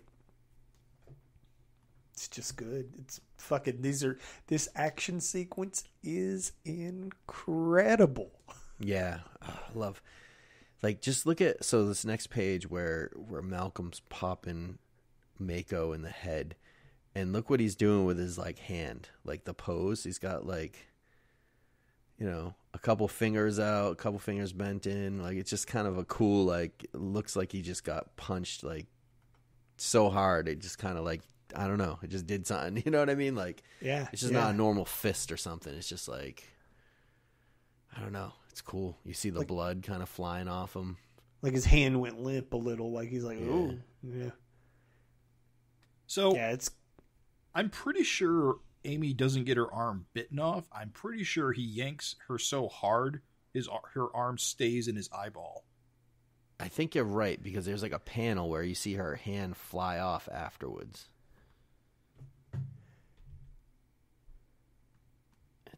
I don't know. I think it's stuck in his eye, like you said. Yes, I see that now. It does come up later. So yeah, she doesn't get her arm bit off; she gets it ripped off. Yeah, that sucks. Oh yeah, I'm glad you guys pointed that out. I didn't even notice that's what that was. He just grabs her head, pulls it, and you see the sound effect, the scrack. He's got eyelids of steel. I mean, look at those speed lines of him just shooting, just firing Amy off. It's so cool. Even the expression on her face, it's like, it's just good, dude. And I don't know, what you call them, globulates of blood. Yeah, it's fucking awesome. Yeah, and again, I know this whole thing evokes Jaws, but he flings Amy, and she just the body language, she just goes scooting up the beach, and there's just all that sand flying, and then Malcolm and Mako are just really drilling each other in the water there. But then that scene of all the people running out of the water, dude, it's perfect. I'm looking at this issue, and I don't know. It's just something about the way the Mako character looks and functions that always makes the best fight scenes in Savage Dragon. I'm looking at this fight scene. It's man, this might be one of my favorite up there, and a top favorite, sequence. I've always felt Mako made the best anti-dragon character because he kind of has the same physique as Dragon. Yeah. So when Dragon and Mako fight, or in this case Malcolm and Mako, it always feels like they're on even footing. Yeah. Right. Which I guess always brutal because he's got Yeah. razor sharp teeth, you know? Right. No, it's just good. I mean, this makes me think of the prison fight scene, and you know, I don't know, it's just good. It's got that element of like the water splashing all around them that just adds like, I don't know, certain something extra, you know. Yeah, But I mean, all it these does. poses are amazing. The panel with the Thruck where he's like, you know, punching Malcolm's eye and just exploding it more. What a cool panel. Yeah. I mean, and it's just great that like even the shit talk he's talking, it's just like, dude, you could tell like he's out to kill. It's like, you fucking hurt the kids. Like your ass is grass. I love, you know, all the people running out of the water. The bottom panel, it's like some old broad with, you know, just running. She looks great, you know, like it's not just, you know what I mean? Like his characters all look different ages, different sizes. Yeah. It really gives you that feeling of like a real beach with like just a bunch of different people on it. What's funny is, go ahead. I said we do at least see that girl who got her leg ripped off getting pulled out of the water. Yeah.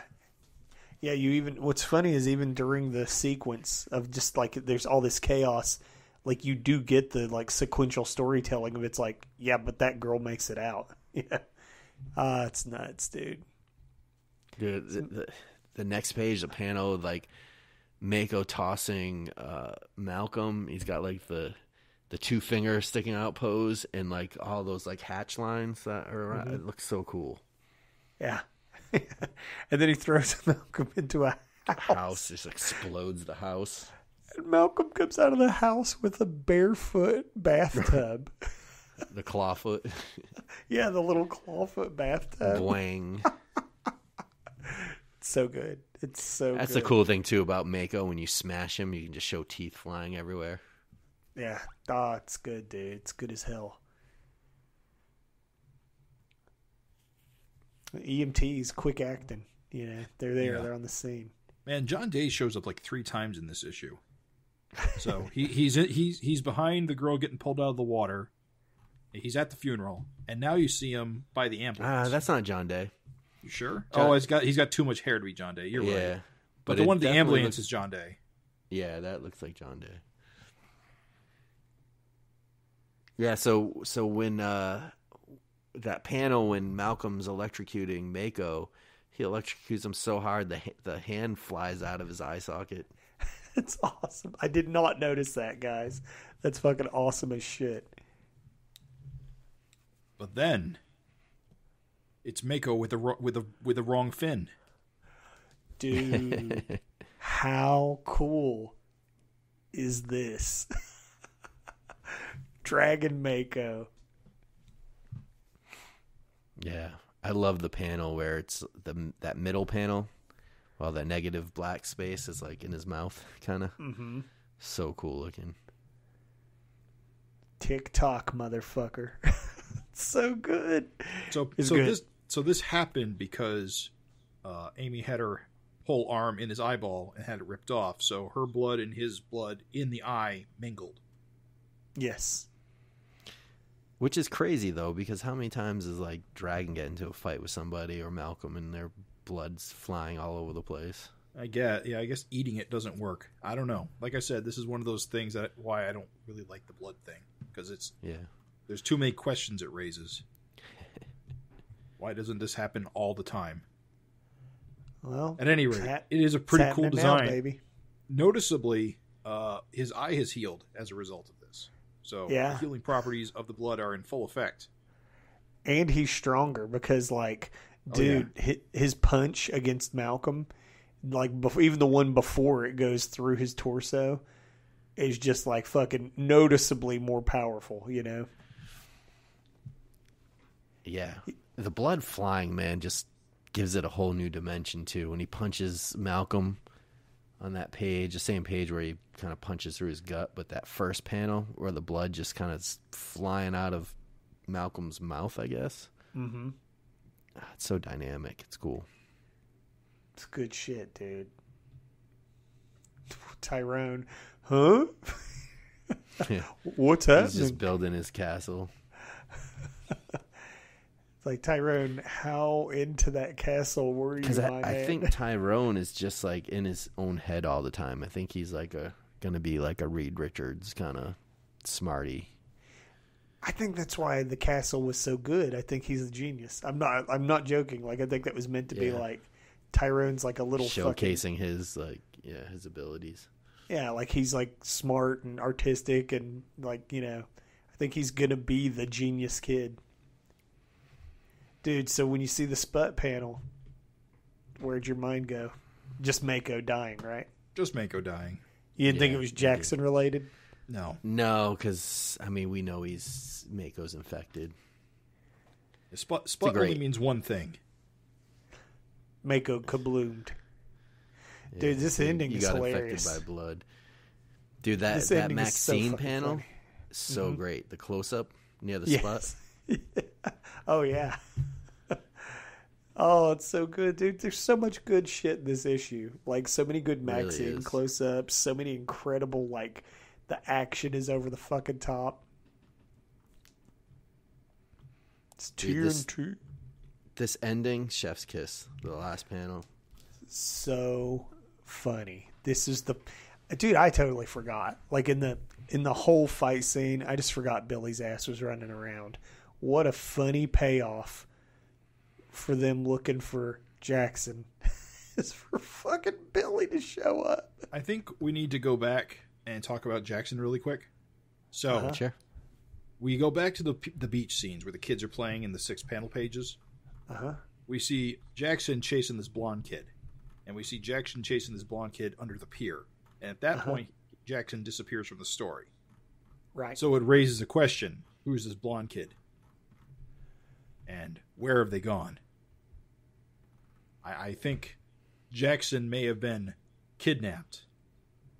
You think? By nefarious forces. What's crazy is it could even be, I mean, they're at the beach. It could have even been a riptide. Drags him out.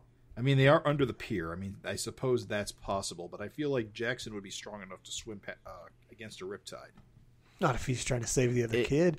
It is a weird thing. Like, you got to figure it's got to be something. Because you're not just going to be like, oh, maybe he will. I don't know. But it'd be weird to be like, oh, I just got lost and leave it at that. I mean, it sets up the Billy gag. Fair enough. But I can't imagine it's not nothing.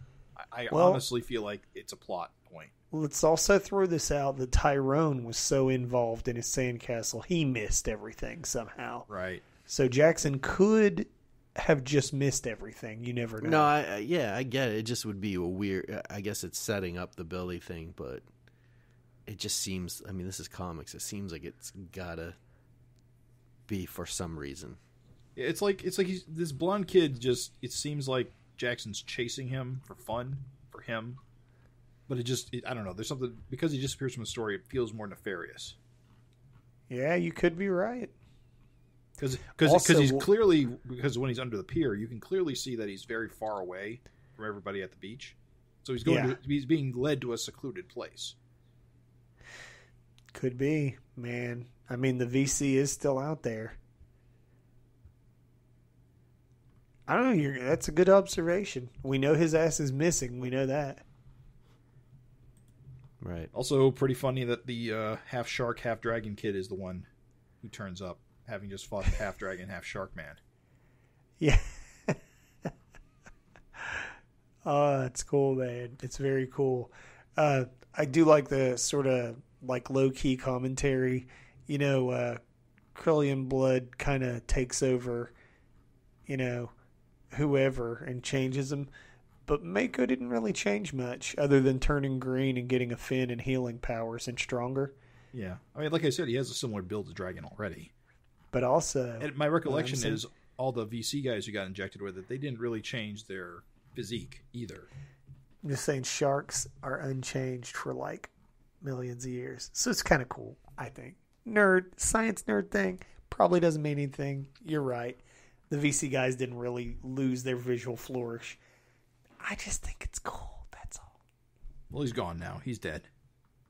Yeah. So let's talk about that real quick. I wasn't expecting the book to get closed on old Benedict that quick.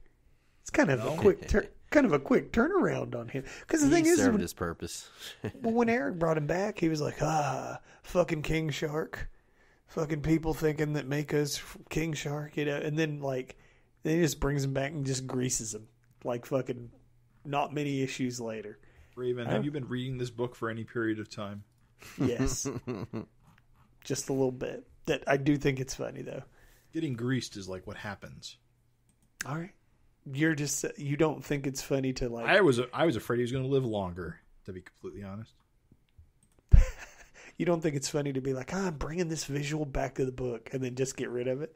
No, honestly. It felt like it was a temporary thing.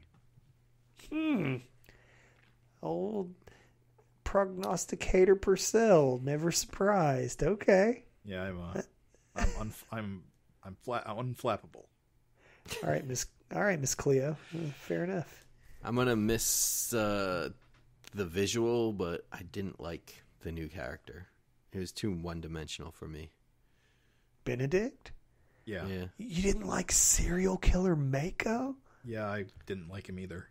I think in this issue in particular, he was shown to be cool in his own way. Yes, this issue was cool because it was like Jaws that could actually climb into land, but... I've seen that movie. Asylum made it. You guys don't know all the shark movies that the Asylum makes? No. Oh, Jesus Christ. Land shark's like one of their bread and butters. Oh, I know geez. I know Sharknado. I don't know Land Shark. Sharktopus.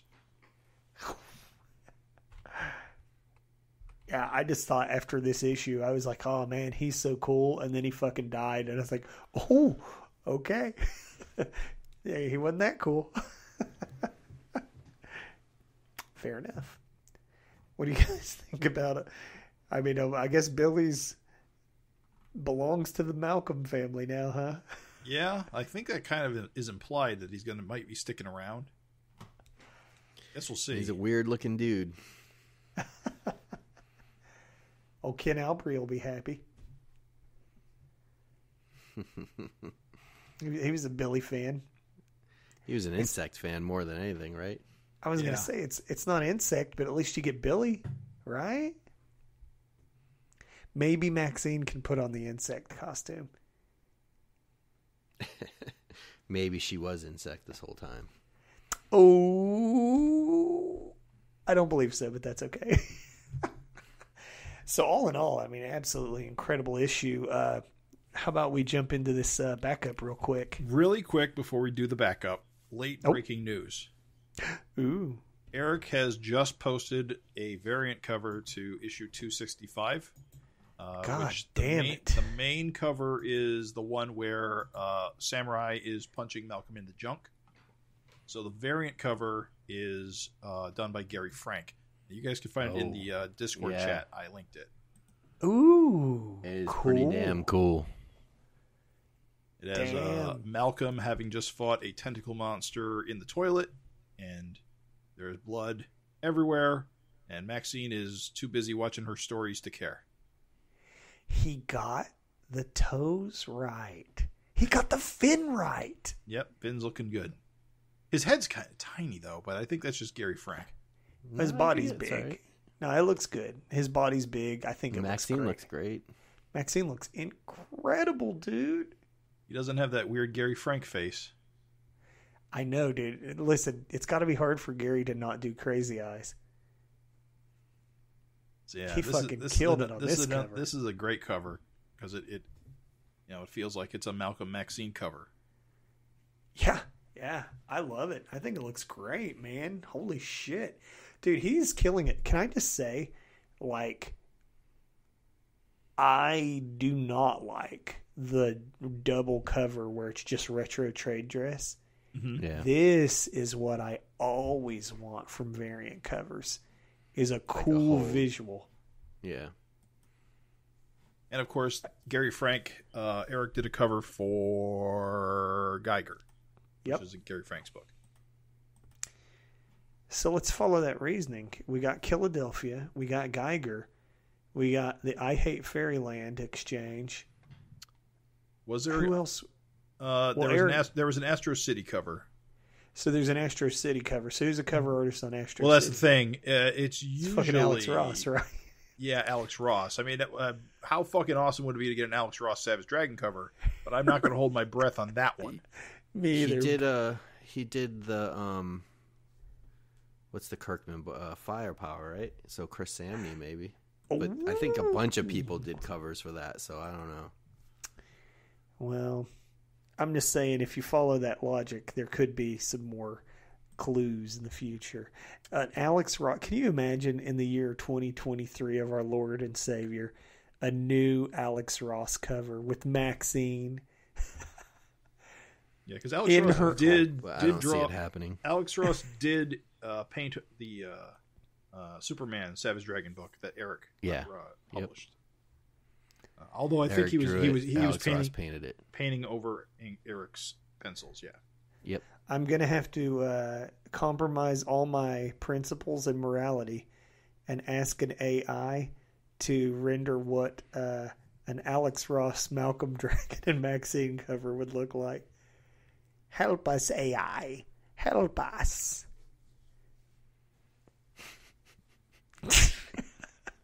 That's how it works, right? Raven, you disgust me. Please, no one do that. Like every listener, do not do that. It was just a joke. Goddamn. Please don't use that. Why don't you feed in all of Raven's Dojo and just have it make Raven's Dojo for you?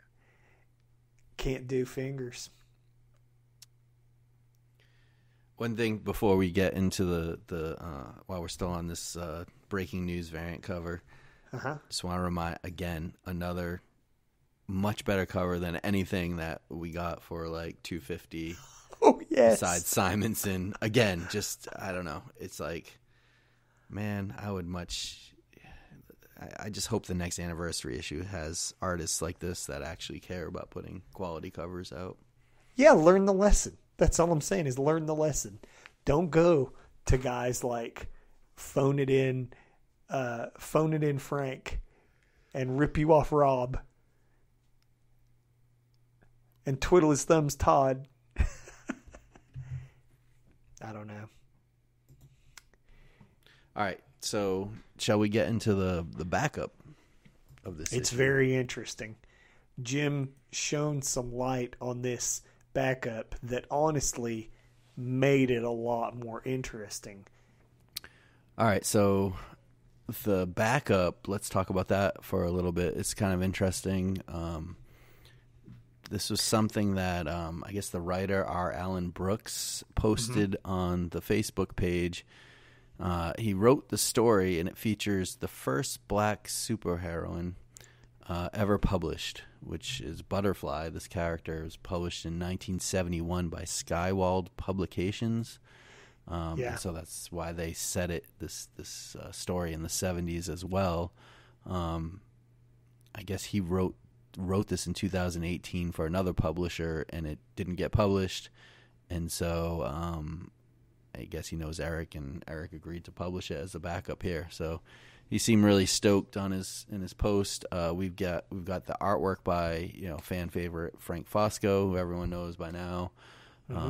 Anyone that's a Savage Dragon fan. And then colors by Nikos and Mike Torres, our Savage Dragon team. And then it was lettered by Farron Delgado, our Savage Dragon's former letterer. So I don't know. It's a pretty cool story. It seems like Butterfly is like a jazz singer or something.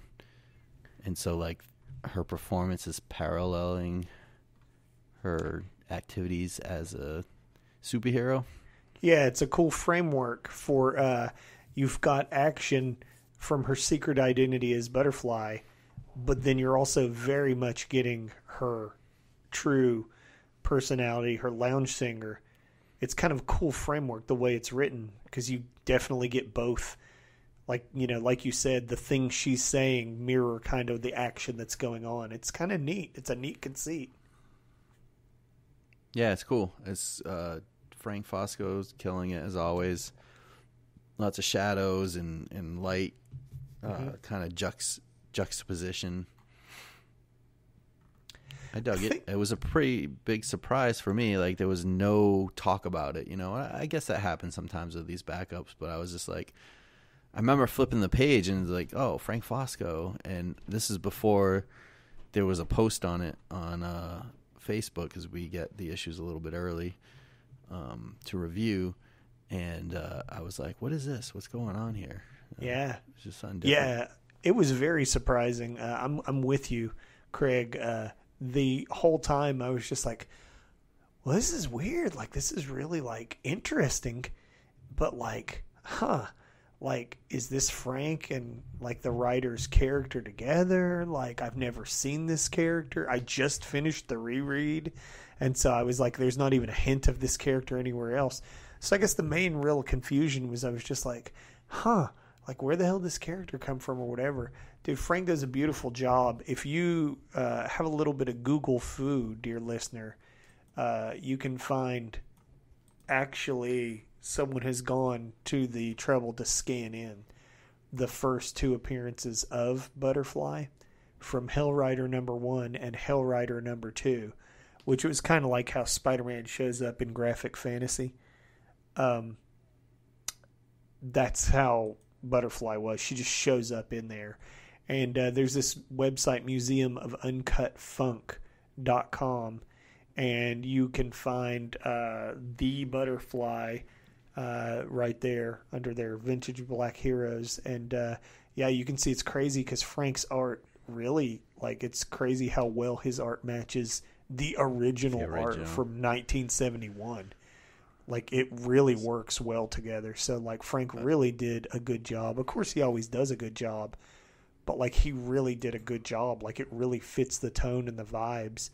And it's just kind of cool, like, this character, the Butterfly, predates DC's black superhero heroine by 2 years.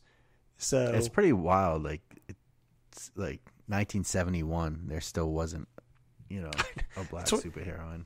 That's what I told Jim. I was like, that's kind of sad, dude. Like, that's, not that long ago. And it wasn't even like published in a major like DC or Marvel, like it, no. Like they didn't think that was a thing that they could have done, right? or that needed that void needed to be filled. In the 70s, there was certain publishers, their editorial, their excuse was that if they put black characters in their comics, they wouldn't sell in the South. the South would stop carrying their comics. And that was the excuse they made to put off adding black characters or having black titles for most of the 70s. Pathetic. Pathetic indeed. And it was assuredly just an excuse, because when they did finally start creating them and putting them out there, they were reasonably popular. They didn't have any problems. It's cool because just doing the research for the FINcast there, they say that even in her intro storytelling, she, in her second appearance, she kind of goes up against basically like a KKK group, you know, the Brothers of the Crimson Cross. And the craziest thing still yet is that it turns out Butterfly's a public domain character, which Savage Dragon is just a fantastic book for public domain characters being used and getting a second lease on life and getting a spotlight shown on them. A lot of you guys, I know, remember when all of those publishing companies like Dynamite and stuff took a crack at Daredevil and the Black Terror, and then, you know, they just did nothing else past that initial pop. Mm-hmm. But like, yeah. Well, Daredevil, apparently the reason why she's in public domain is that for whatever reason, when these comics were published, they weren't published properly with the proper like copyright notifications, which meant they basically went into the public domain immediately. Right. Whether by intent, assuming the creators passed away, or the main artist and who's credited here, Rich Buckler, he passed away in like 2017, but he's a pretty notable name in DC and Marvel comics. He did a lot of art for them, especially in the 70s and 80s. Well, maybe not the 80s as much, but he was pretty prolific as far as artists go. He's not one of those big names that everyone talks about, but he did enough, I think, to make him notable. In fact, I'm pretty sure he's also co-creator of Black Lightning. Cool. Who, of course, debuted in 1977, 5 years after this.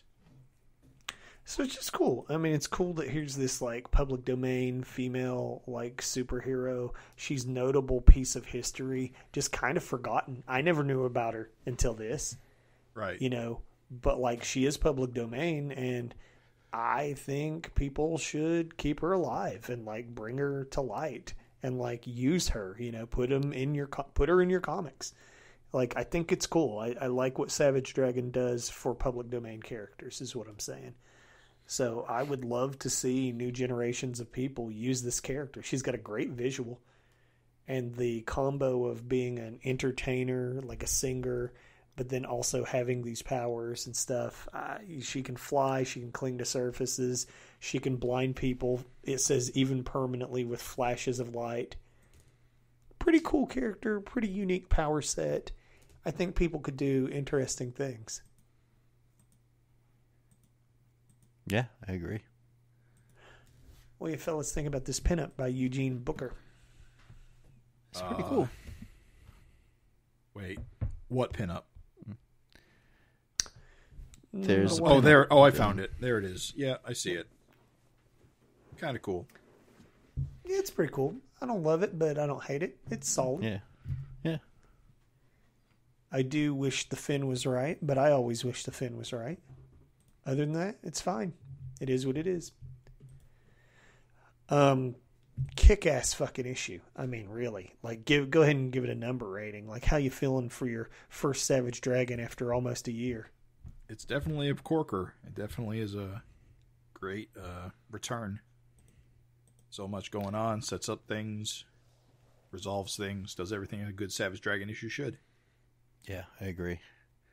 Great issue. Same. Great backup. Cool variant cover. It's a solid issue all around. Yeah, suspense, drama, everything you want. I'm going to give it a 9. Yeah, I agree with that. Firing on all cylinders is what you want when we're getting back into the series again. You know, this is a great kickoff to hopefully A lot of issues this year. Didn't I guess we did our guesses? I think I was guessing 6 or 5. So 1 down, 4 to go. Yeah, I can't even remember what I guessed. But 6 or 7 sounds good to me. Wait, what do we... Oh, how many issues are going to come out this year? How many issues are going to come out this year? Mm-hmm. Yep.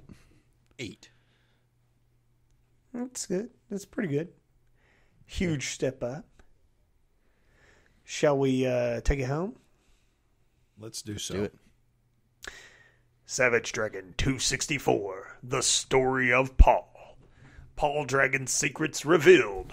Malcolm's father from another dimension has been something of a mystery man, but at long last we'll see how his story diverges from his image universe's... That's not the word. Universe counterparts. It's a fascinating glimpse into the past of his hallowed hero.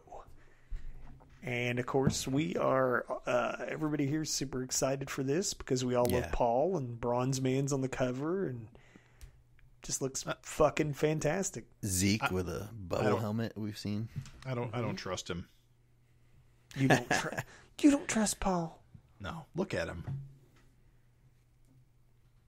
I mean, he looks like an angel to me. What do you hate? Me and Malcolm, I think we're on the same page. You know, we don't like this guy. I'm going to settle this once and for Paul. Would a sinister mind wear a belt with a D on the buckle? Well, Dr. Doom does. Does he? It's a big square, silver square. Don't dig up some old. I hear the click clack. Don't dig up some old bullshit. Some old golden age bullshit. Well, how's he look now? Galactus has a big G on him. He does.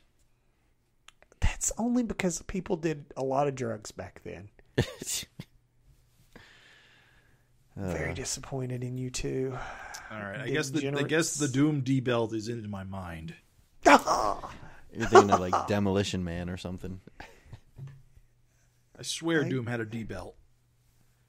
No. You're a D bag. He's got like a pilgrim buckle, doesn't he? I tell you, big silver. Yeah, it's a big silver buckle. It's nothing fucking fancy. I thought it was curved like a D. You're setting me up, dude. Straight on one side and curved. Sounds plausible. Comes up into a mushroom tip. Tell you what, though, I am really excited for this issue because there's going to be a lot of like the old school characters getting pulled out and getting to see them in action. I am ready. I think a lot of people are excited about this issue. Yeah, man. I mean, I'm ready to learn all of his secrets. I don't want there to be any secrets after this issue. None. Not one. How's he in bed, Alex, compared to the real dragon? We need to know. No secrets. None. As of this recording, he's done with this issue. So. What, the next issue? Yeah, 264. Wow. He's already off to the races. House of Fire. House of Fire. It's like No Nut November for comic making. When you go a year without that many issues, poor buddy, look out. Yeah, but guess what? You know, something's going to happen. No, I'm just kidding.